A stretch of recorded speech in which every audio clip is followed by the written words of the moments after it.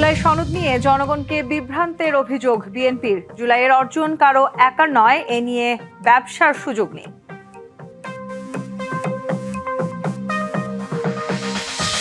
মতিঝিল শাপলা চত্বরে হেফাজতের সমাবেশে হত্যাকাণ্ডের খসড়া তদন্ত প্রতিবেদন প্রসিকিউশনে শেখ হাসিনা সহ আসামি ৪১।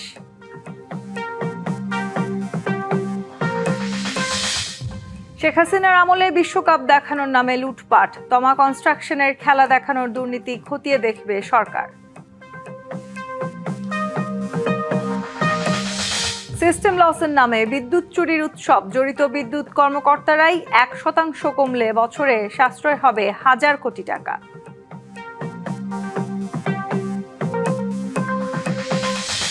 ইরানের খুজেস্তান প্রদেশে নির্মাণাধীন পারমাণবিক বিদ্যুৎ কেন্দ্রে যুক্তরাষ্ট্রের হামলা, মিসাইলে জর্ডানের 2 মার্কিন সেনা নিহত।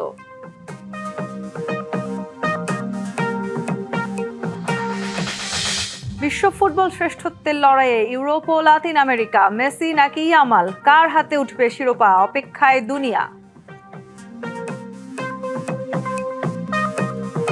দেখছিলেন মার্কেন্টাইল ব্যাংক সংবাদ শিরোনাম। এবার জানাবো খবরের বিস্তারিত। আপনাদের সাথে আছি তাসনুভা তুন্নি। যারা জুলাই চেতনা বিক্রি করে রাজনীতি করছে, তারা বেশি দিন রাজনীতি করতে পারবে না বলে মন্তব্য করেছেন স্বরাষ্ট্রমন্ত্রী সালাউদ্দিন। বলেন, জাতীয় ঐক্য ও গণতন্ত্রকে এগিয়ে যেতে সবার সহযোগিতা চায় সরকার। বিকেলে রাজধানীর জাতীয় প্রেস ক্লাবে গণ-অভ্যুত্থানে শহীদদের স্মরণে জাতীয় প্রেস ক্লাবে গণ অধিকার পরিষদে আয়োজিত আলোচনা সভায় এসব কথা বলেন স্বরাষ্ট্রমন্ত্রী সালাউদ্দিন আহমদ। তিনি আরও বলেন, জুলাইয়ের অর্জন কারো একার নয়, এ নিয়ে ব্যবসা করার সুযোগ নেই। সরকারকে ব্যর্থ করার হুমকি যারা দিচ্ছে, তাদেরকে সাংবিধানিক সংশোধন কমিটিতে আসার প্রস্তাব করা হয়েছিল, কিন্তু তারা আসেনি বলেও মন্তব্য করেন স্বরাষ্ট্রমন্ত্রী। অন্তর্বর্তী সরকার ছলচাতুরির মাধ্যমে গণভোট আয়োজন করা হয়েছে বলে অভিযোগ করেন তিনি। একই অনুষ্ঠানে প্রবাসী কল্যাণ ও বৈদেশিক কর্মসংস্থান প্রতিমন্ত্রী নুরুল হক নূর বলেন, জামায়াতের মাধ্যমে উগ্রপন্থার রাজনীতি দেখিয়ে ভবিষ্যতে দেশে রাজনৈতিক অস্থিরতা তৈরি করতে তাদের ষড়যন্ত্রের বিরুদ্ধে জনগণ রুখে দেবে বলেও জানান নুরুল হক নূর। জামাতের উত্থান এই দেশের স্বাধীনতা, সার্বভৌমত্ব ভবিষ্যতের জন্য হুমকি স্বরূপ। এইটা যদি ভুলে যান, তাহলে বাংলাদেশের পরিণতিও কিন্তু ফিলিস্তিনের মতো হতে পারে। জুলাই কারো একার না, জুলাইয়ের চেতনা দিয়ে কেউ ব্যবসা করবে না। যারা জুলাই চেতনার উপর ভিত্তি করে রাজনৈতিক সংগঠন গড়ে তুলেছে, তাদের প্রতি আমার নসিহত হল, শুধুমাত্র জুলাইয়ের চেতনা বিক্রি করে বেশি দিন রাজনীতি করা যাবে না। স্থানীয় সরকার নির্বাচনে বিএনপির প্রার্থীদের উপর দলীয় সমর্থন থাকবে কি না সে বিষয়ে এখনো কোনো সিদ্ধান্ত হয়নি। একথা জানিয়েছেন দলের সিনিয়র যুগ্ম মহাসচিব রুহুল কবির রিজভী। সকালে নির্বাচন কমিশনে দলের বার্ষিক আয় ব্যয়ের হিসাব জমা দিতে গিয়ে সাংবাদিকদের তিনি একথা জানান। স্থানীয় নির্বাচনে কার্যক্রম নিষিদ্ধ আওয়ামী লীগের অংশগ্রহণ নিয়ে তিনি বলেন, এবারের নির্বাচন নির্দলীয়। নির্বাচনে কে অংশ নেবে বা নেবে না তা আদালত ও নির্বাচন কমিশনের বিষয়। অন্য কোনো রাজনৈতিক দল কি বলছে তা বিএনপির দেখার বিষয় নয়। এবারে নির্বাচন দলীয় ভিত্তিতে হচ্ছে না, তো সেই ক্ষেত্রে নির্বাচন কে করবে না করবে এটা আদালতের বিষয়, এটা নির্বাচন কমিশনের বিষয়। তারা নির্ধারণ করবেন কি আইন আছে না আছে দেখে তারা সেই জিনিসটি করবেন। অন্য রাজনৈতিক দল কি বলল না বলল সেটা বিষয় নয়। প্রচলিত আইন এবং এখন যে আইন প্রণয়ন করা হয়েছে সেই আইন অনুযায়ী কারা নির্বাচনে যাবেন না যাবেন সেটা সম্পূর্ণ দেখা, এটা মনিটর করার দায়িত্ব নির্বাচন কমিশন, আমরা তার কাছেই ছেড়ে দিই। শেখ হাসিনার আমলে বিশ্বকাপ খেলা দেখানোর নামে ব্যাপক অর্থ লুটপাট করা হয়েছে বলে অভিযোগ করেছেন তথ্য ও সম্প্রচার মন্ত্রী জহিরুদ্দিন স্বপন। তমা কনস্ট্রাকশনের মাধ্যমে খেলা দেখানোর নামে যে দুর্নীতি হয়েছে তা খতিয়ে দেখা হবে বলেও জানান তিনি। সকালে সচিবালয়ে সংবাদ সম্মেলনে এসব কথা বলেন মন্ত্রী। জানান, বর্তমান সরকার ফিফা থেকে সরাসরি এবারের বিশ্বকাপ খরচ শূন্যের কোটায় নিয়ে আসছে। 2022 বিশ্বকাপের খেলা দেখানোর নামে মধ্যস্বত্বভোগীর মাধ্যমে 140 কোটি টাকা যেই দুর্নীতি হয়েছে তা খতিয়ে দেখা হবে। দুদকে প্রাথমিক তদন্ত চলমান রয়েছে বলেও জানান মন্ত্রী। 2022-এর বিশ্বকাপের সঙ্গে 2026-এর বিশ্বকাপের আমাদের যে খরচ, সেটা একটা তুলনা করতে হবে আপনাদেরকে, এবং এই তুলনাটা সামনে আনলেই বোঝা যাবে যে শেখ হাসিনার আমলের বিশ্বকাপ, সেখানে কিভাবে বিশ্বকাপ দেখানোর নামে দুর্নীতি হয়েছে, টাকা লুটপাট হয়েছে, মধ্যস্বত্বভোগীরা ব্যবহার করেছে, রাষ্ট্রের অন্যান্য ক্ষেত্রে যেভাবে লুটপাট হয়েছে এখানেও কিভাবে হয়েছে। ভোক্তার পকেট কেটে চড়া দামে উৎপাদিত বিদ্যুৎ চুরি হচ্ছে সিস্টেম লসের নামে।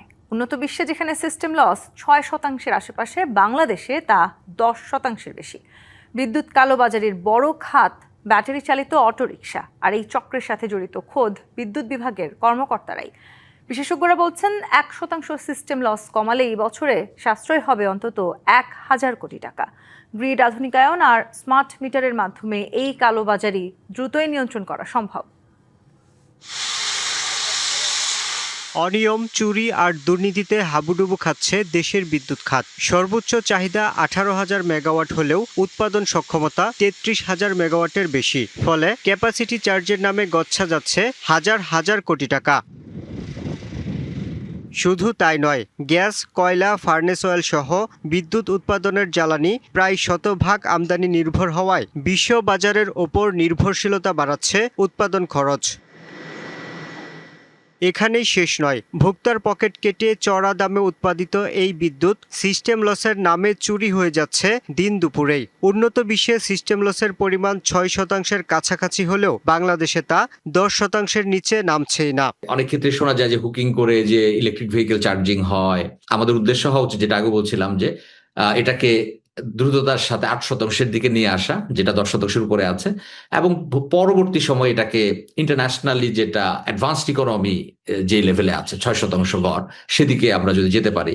অথচ মাত্র 1% সিস্টেম লস কমানো গেলেই বছরের সাশ্রয় হবে অন্তত 1000 কোটি টাকা। 1% যদি কমানো হয় আমাদের এখন যে ওভারঅল গ্রিডের খরচ বিদ্যুৎ খাতে, তাহলে 1000 কোটি টাকার উপরে বেশি সাশ্রয় করা সম্ভব। গ্রিড মডার্নাইজেশন, স্মার্ট মিটারিং, হ্যাঁ, ইনফ্যাক্ট স্ক্যাডার সিস্টেম নিয়েও তারা কাজ করছে। সো এগুলো প্রপারলি যদি করা যায় তাহলে এটাকে আরো কমানোর সুযোগ আছে।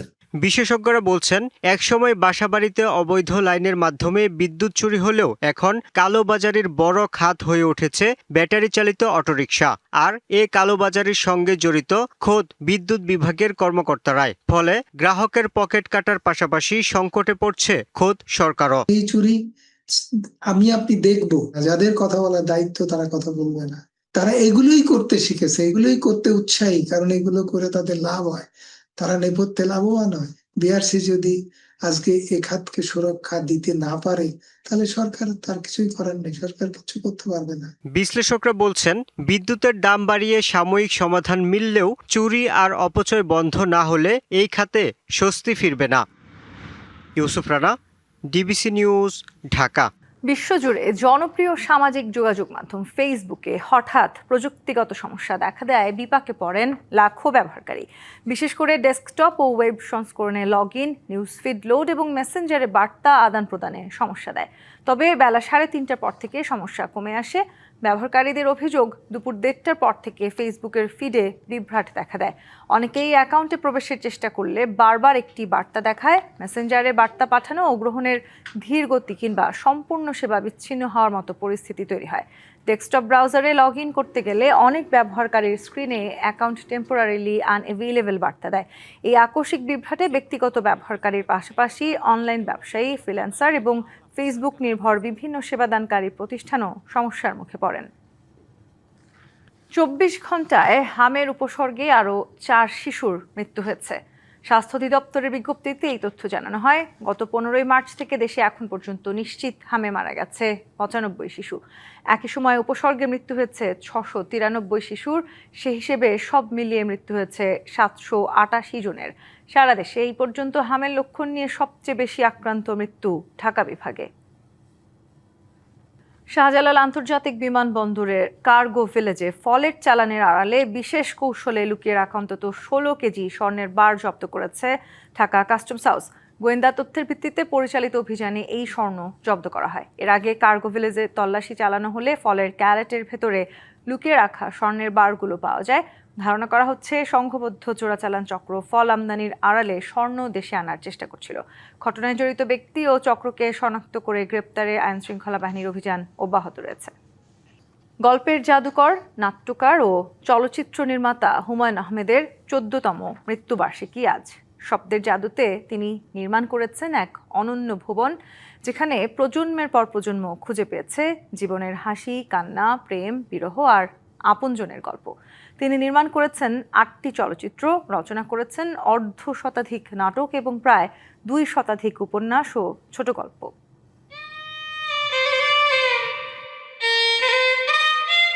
আচ্ছা, হিমু কি তবে মহাপুরুষ হতে পেরেছে? সে কি এখনো পথে পথে হেঁটে বেড়ায়? রূপা কি এখনো নীল শাড়ি পরে হিমুর অপেক্ষায় থাকে? মিসির আলী কি পারেন জটিল সব রহস্যের সমাধান দিতে? শুভ্র কি পেয়েছে নতুন কোনো বইয়ের সন্ধান? এসব প্রশ্নের উত্তর হয়তো আর পাওয়া যাবে না, কারণ ঠিক ১৪ বছর আগে হিমু মিসির আলীর স্রষ্টা সামিল হয়েছেন অনন্ত যাত্রায়। তবে স্রষ্টার উপস্থিতি রয়েছে সৃষ্টির মধ্যেই, তাই তো পাঠক, ভক্ত, অনুরাগীদের মাঝে হুমায়ুন আহমেদ এখনো অন্যরকম এক আবেগের নাম। স্যার চলে যাওয়ার ১৪ বছর, হ্যাঁ, এখনো পর্যন্ত আমরা স্যারের সেই শূন্যতাকে আঁকড়ে ধরে এবং হিমুটাকে কি করে যাপন করে যাচ্ছি আজ পর্যন্ত। ওনার লেখার মধ্যে যে ধরনের ধাত ছিল, যেটা বর্তমান সময়ে কিংবা অন্যান্য লেখকদের মধ্যে আমরা সেভাবে পাইনি, ওনার লেখার মাধ্যমে আমাদের মধ্যে অবশ্যই সবসময় বেঁচে থাকবেন। লেখক হিসেবে যেমন পেয়েছেন জনপ্রিয়তা, তেমনি নির্মাতা হুমায়ুন আহমেদের হাত ধরে দেশের অভিনয় অঙ্গনে এসেছেন অসংখ্য অভিনয় শিল্পী, যারা আলো ছড়িয়েছেন রূপালী পর্দাতেও। তেমনই একজন অভিনেতা মাহফুজ আহমেদ। হুমায়ুন আহমেদ যার কাছে ছিলেন একজন অভিভাবক, একজন বন্ধু। যতদিন বৃষ্টির ফোঁটা পড়বে হুমায়ুন আহমেদ থাকবেন, যতদিন জ্যোৎস্না থাকবে হুমায়ুন আহমেদ থাকবেন, যতদিন হলুদ থাকবে হুমায়ুন আহমেদ থাকবে না? আমার তো মনে হয় থাকবে। কাজে হুমায়ুন আহমেদ আছেন, থাকবেন, আমাদের ভালোবাসবেন এবং আমরা ওনাকে আঁকড়ে থাকব। সাহিত্য, টেলিভিশন নাটক কিংবা চলচ্চিত্র, সব মাধ্যমেই আলাদা এক মাত্রা যোগ করেছেন হুমায়ুন আহমেদ। হুমায়ুন আহমেদ এই যে খুব সাধারণ কথাবার্তাকে এমনভাবে নাটকের সংলাপে নিয়ে আসছেন, যেটা খুব ইন্টারেস্টিং ছিল এবং আমরা খুব এনজয় করতাম। তা আমাদের দুর্ভাগ্য যে উনি আমাদের ছেড়ে অনেক আগেই চলে গেছেন। প্রথম তার যে উপন্যাসটা পড়ি সেটা আগুনের পরশমণি, বিচিত্রা পত্রিকায় সংখ্যায় সম্ভবত এটা প্রকাশিত হয়েছিল, এবং পড়ে আমার কাছে এর আগে এরকম সাহিত্য আমি পড়ি, একদম আমি পড়ার পরেই আমার মনে হয় যে এটা তো অন্যরকম লেখা। পৃথিবীতে ফিনিক ফোটা জ্যোৎস্না আসবে, শ্রাবণ মাসের টিনের চালে বৃষ্টির সেতার বাজবে, তবে সেসব অলৌকিক শব্দ শোনার জন্য হুমায়ুন আহমেদ আজার আমাদের মাঝে নেই। তবে হুমায়ুন আহমেদের সৃষ্ট কালজয়ী চরিত্রগুলোর মধ্য দিয়ে পাঠক, ভক্ত, অনুরাগীদের হৃদয়ে তিনি বেঁচে থাকবেন অনন্তকাল। আরিফ হক, ডিবিসি নিউজ, ঢাকা।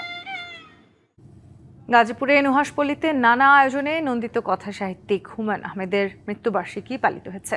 পরিবারের সদস্য, ভক্ত, কবি, লেখক ও নাট্যজনেরা ফুল হাতে লিচুতলায় শ্রদ্ধা জানাতে ভিড় করেন।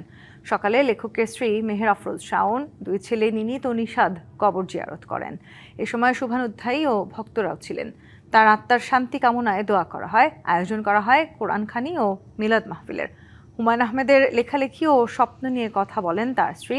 লেখকের প্রিয় চরিত্র হিমু ও রূপার অনুকরণে হলুদ পাঞ্জাবি ও নীল শাড়ি পরে আসেন অনেক ভক্ত ও পাঠক। তারা লেখকের প্রতি শ্রদ্ধা ও ভালোবাসার কথা জানান। সৃষ্টিশীল কর্মের মধ্য দিয়ে এদেশের মানুষের হৃদয়ে কথাশিল্পী হুমায়ুন আহমেদ চিরকাল বেঁচে থাকবেন বলে মনে করেন ভক্তরা। হুমায়ুন আহমেদকে আমি অত্যন্ত ভালোবাসি এবং তার বইগুলো আমার সংগ্রহশালাতে অনেক বই আছে, আমি পড়েছি। মানে যে কোনো সৃষ্টিশীল লেখক বেঁচে থাকে তার সৃষ্টির মাধ্যমে। হুমায়ুন আহমেদ যে অসংখ্য সৃষ্টি রেখে গেছেন, তার বই, চলচ্চিত্র, নাটক, গান, পেন্টিং, এগুলোর মাধ্যমে কিন্তু তিনি পাঠকদের মাঝে আছেন। আজকে হুমায়ুন আহমেদ চলে গেছেন আজকে 14 বছর। গত 14 বছরে শুধুমাত্র আমরা নুহাশপল্লীর কর্মীরা মিলেই হুমায়ুন আহমেদের জন্মদিন এবং মৃত্যুদিন একদম নিয়মিত পালন করেছি। ইরানের খুজেস্তান প্রদেশে নির্মাণাধীন ডারখোভিন পারমাণবিক বিদ্যুৎ কেন্দ্রে যুক্তরাষ্ট্র হামলা চালিয়েছে বলে দাবি করেছে দেশটির আণবিক শক্তি সংস্থা। স্থানীয় সময় রাত ৩টা ৩৯ এই হামলা চালানো হয়। তেহরান এই হামলাকে সন্ত্রাসী ও বর্বরোচিত আখ্যা দিয়ে তীব্র নিন্দা জানিয়েছে। পাশাপাশি যুক্তরাষ্ট্রের অত্যাধুনিক MQ-9 ড্রোন ভূপাতিত করার দাবি করেছে তেহরান। এই উত্তেজনার আঁচ ছড়িয়ে পড়েছে পুরো অঞ্চলে। কুয়েত ও বাহরাইন সামরিক বাহিনী জানিয়েছে তারা ইরানের ছোড়া একাধিক ক্ষেপণাস্ত্র ড্রোন সফলভাবে প্রতিহত করেছে। সার্বিক নিরাপত্তা শঙ্কায় জর্ডানের আকাবা বন্দর ও বিমানবন্দরে মার্কিন নাগরিকদের ভ্রমণে কঠোর নিষেধাজ্ঞা জারি করেছে যুক্তরাষ্ট্র।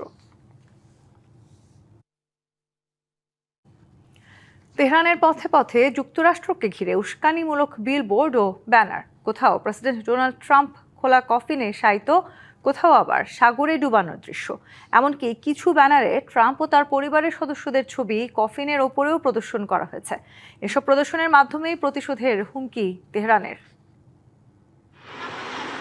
তেহরানের ব্যস্ত রাজপথে খোলা কফিনে শুয়ে আছেন যুক্তরাষ্ট্রের প্রেসিডেন্ট ডোনাল্ড ট্রাম্প। শুধু কফিনের ছবি নয়, ইংরেজি এবং ফার্সি ভাষায় বড় বড় অক্ষরে লেখা রয়েছে এক চরম হুঁশিয়ারি: আমরা ট্রাম্পকে হত্যা করব। শুধু একটি নয়, শহরের বিভিন্ন গুরুত্বপূর্ণ স্থানে এমন একাধিক ব্যানার ও বিলবোর্ড টানানো হয়েছে। কোথাও মার্কিন পতাকায় মোড়ানো কফিনের উপর ট্রাম্প, তার স্ত্রী ও সন্তানদের প্রতিকৃতি, আবার কোথাও ভবনের গায়ে ঝুলছে প্রতিশোধের বার্তা। ইরানের নতুন সর্বোচ্চ নেতা আয়াতুল্লাহ মুস্তাফা খামেনির পক্ষ থেকে এসেছে এই প্রতিশোধের ডাক। গত 28শে ফেব্রুয়ারি নিহত সাবেক সর্বোচ্চ নেতার মৃত্যুর বদলা নিতেই তেহরানের দেয়ালে দেয়ালে এখন ট্রাম্পের পুরো পরিবারের কফিনবন্দি রূপক ছবি। উত্তেজনার পারদ আরও উস্কে দিয়েছে মার্কিন সিনেটর লিন্ডসে গ্রাহামের আকস্মিক মৃত্যু। ইউক্রেন সফর শেষে ফেরার পরপরই গত শনিবার ওয়াশিংটনে মারা যান এই প্রভাবশালী সিনেটর। গ্রাহামের মৃত্যুর পরপরই তেহরানের রাস্তায় নতুন বিলবোর্ডে প্রশ্ন তোলা হয়েছে পরবর্তী লক্ষ্যকে। একই সাথে মার্কিন প্রতিরক্ষা মন্ত্রী পিট হ্যাকসেদ এবং ইসরায়েলি প্রধানমন্ত্রী বেনিয়ামিন নেতানিয়াহুকে সাগরে ডুবিয়ে মারার প্রতীকী ব্যানারও ঝুলিয়ে দেওয়া হয়েছে। এদিকে ইসরায়েলি গোয়েন্দা সংস্থাও ওয়াশিংটনকে সতর্ক করেছে ইরান ট্রাম্পকে হত্যার ছক কষছে।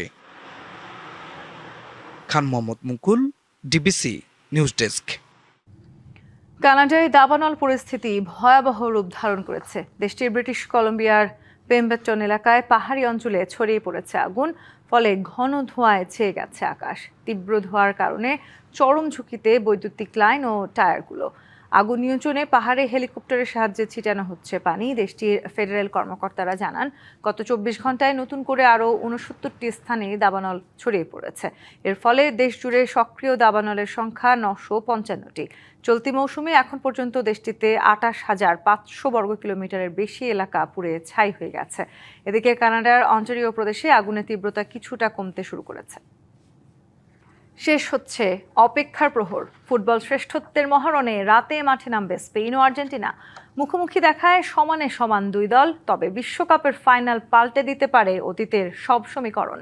মেসি, ইয়ামাল দুই প্রজন্মের অমরত্বের লড়াই স্পটলাইটে। নিউ জার্সির মেটলাইফ স্টেডিয়ামে ম্যাচ শুরু রাত 1টায়। ইতিহাসের দীর্ঘতম বিশ্বকাপ শেষের অপেক্ষায় 39 দিন 104 ম্যাচের অবসান ফাইনালের মাধ্যমে ফুটবল বিধাতা নিজের হাতে লিখতে যাচ্ছেন এক মহাকাব্য, যেখানে রচিত হবে ইতিহাস, রচনা করা হবে আরো অনেক কিছুর। একদিকে ক্যারিয়ারের গোধূলি লগ্নে দাঁড়িয়ে থাকা এক চিলতে রোদ লিওনেল আন্দ্রেস মেসি, অন্যদিকে ভোরের নতুন সূর্য হয়ে ওঠা এক বিস্ময় বালক Lamine Yamal. Argentina Spain final শুধু দু দলের লড়াই না, এ যেন এক জাদুকরী ব্যাটন বদলে দেওয়ার চিরন্তন উপাখ্যান। দু দলের 14 দেখায় সমান 6টি করে জয় আর্জেন্টিনা ও স্পেনের। তবে বিশ্বকাপে 1966-তে 2-1 ব্যবধানের জয় পায় আলবিসেলেস্তেরা। তবে শেষ ম্যাচের দুঃস্মৃতি অস্বস্তি বাড়াবে। 2018-তে 6-1 গোলে হেরেছিল মেসির আর্জেন্টিনা। ম্যাচের লাগাম হাতে রাখতে মিডফিল্ডে দখল চাই। রদ্রি, দানি ওলমোর ব্যাটল হবে এনজো ম্যাকালিস্টারের সাথে। রক্ষণে কুকুরেয়া, লাপোর্তেরা ব্যস্ত থাকবেন মেসিকে বোতলবন্দি করতে। অন্যদিকে রোমেরো, তালিয়াফিকোর নজরে থাকবেন অপ্রতিরোধ্য ইয়ামাল। এই ফাইনাল শুধু ট্রফি জয়ের যুদ্ধ নয়, এ লড়াই এক জীবন্ত কিংবদন্তির শেষ সুর আর এক নতুন রূপকথার প্রথম অধ্যায়ের। মেসি কি পারবেন নিজের শেষ বিশ্বকাপকে আরও একবার সোনালী ট্রফি জিতিয়ে রাঙিয়ে রাখতে, নাকি তার শেষ বিদায়ের মঞ্চে দাঁড়িয়ে ইয়ামাল ছিনিয়ে নেবেন পাত প্রদীপের সব আলো? উত্তর দেবে সময়। তবে ফুটবল প্রেমীদের মননে এই রাত কাটবে এক অদ্ভুত রোমাঞ্চ আর আবেগের দোলাচলে, যেখানে এক মহাতারকার বিদায়ের সুরে লুকিয়ে আছে নতুন এক নক্ষত্রের আহ্বান। Naim Hamid, DBC news. সংবাদ এই ছিল এখনকার মতো, সঙ্গেই থাকুন।